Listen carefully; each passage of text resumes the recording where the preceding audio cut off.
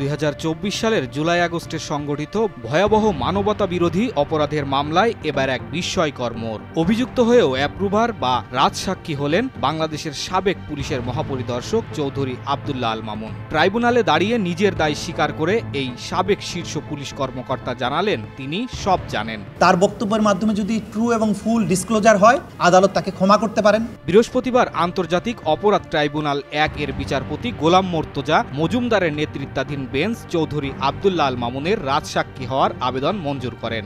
সঙ্গে ছিলেন বিচারপতি শফিউল আলম মাহমুদ ও বিচারপতি মহিতুল হক ইমাম চৌধুরী। আরও চমকে দেওয়ার মতো তথ্য হলো, এই মামলার 3 আসামির একজন ক্ষমতাচ্যুত প্রধানমন্ত্রী শেখ হাসিনা। তার সঙ্গে আছেন সাবেক স্বরাষ্ট্রমন্ত্রী আসাদুজ্জামান খান কামাল এবং এই মামলারই আরেকজন অভিযুক্ত সাবেক আইজিপি চৌধুরী আব্দুল্লাহ আল মামুন নিজেই।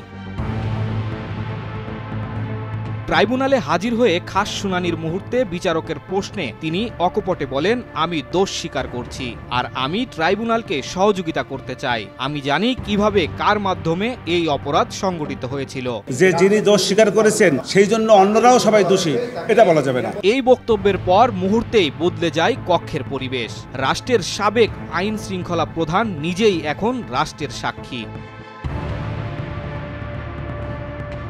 চিফ প্রসিকিউটর মোহাম্মদ তাজুল ইসলাম সাংবাদিকদের বলেন, মামুন সব তথ্য জানেন। ট্রাইব্যুনালকে তিনি সেই সব তথ্য দিয়ে সহযোগিতা করবেন। আমরা নিশ্চিত সত্যের মুখ উন্মোচিত হবে এবার। 4 আগস্ট প্রথম সাক্ষ্য গ্রহণের জন্য দিন ধার্য করা। তবে রাজসাক্ষী হওয়ার সঙ্গে সঙ্গেই তার জীবনে নেমে এসেছে ঝুঁকির ছায়া। তার আইনজীবী ইতিমধ্যেই নিরাপত্তার আবেদন জানিয়েছেন। ট্রাইব্যুনালও আশ্বস্ত করেছেন মামুনের নিরাপত্তা নিশ্চিত করতে যাবতীয় ব্যবস্থা নেওয়া হবে। সেই নিরাপত্তার ব্যাপারে আদালত যথাযথ আদেশ দেবেন বলে জানিয়েছে। 2024 সালের ভয়াবহ সেই সময়ের কথা এখনো স্পষ্ট জাতির স্মৃতিতে। আন্দোলন, গণজামায়াত, নিখোঁজ, নির্যাতন, বিচার বহির্ভূত হত্যা সবকিছুই ঘটেছে দিনের আলোয়। আর সেই অপরাধের দায় এখন ধীরে ধীরে উন্মোচিত হচ্ছে।